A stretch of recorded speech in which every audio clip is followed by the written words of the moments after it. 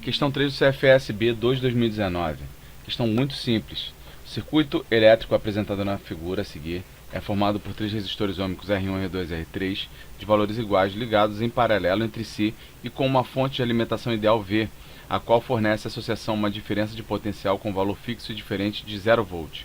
Assinale a alternativa que completa corretamente a frase, retirando-se o resistor R3 do circuito, o valor da diferença de potencial sobre, e temos as quatro opções aqui.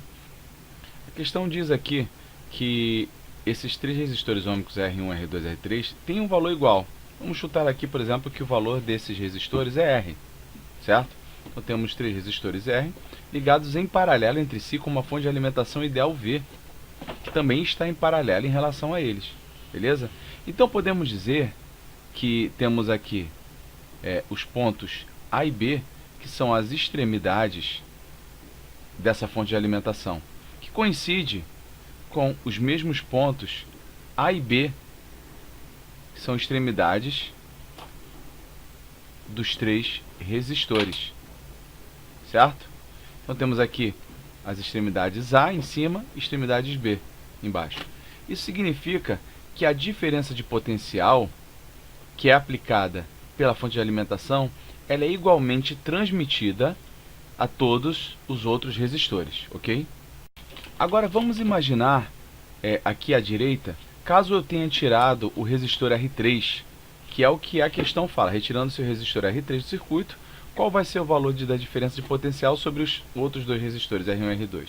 Então coloquei aqui o esquema, já sem o R3, o que a gente vai ter? Novamente a gente vai ter aqui a extremidade A e B da fonte de alimentação, que é V, a própria questão diz isso, né? Deixa claro que não houve essa mudança. E aí nós temos ainda assim as extremidades A e B dos resistores R1 e R2, que são iguais. Com isso, pessoal, novamente se caracteriza a mesma DDP, diferença de potencial, aqui fornecida pela fonte de alimentação, é aquela mesma correspondente entre os terminais A e B de quaisquer componentes elétricos que estejam ligados aqui em paralelo.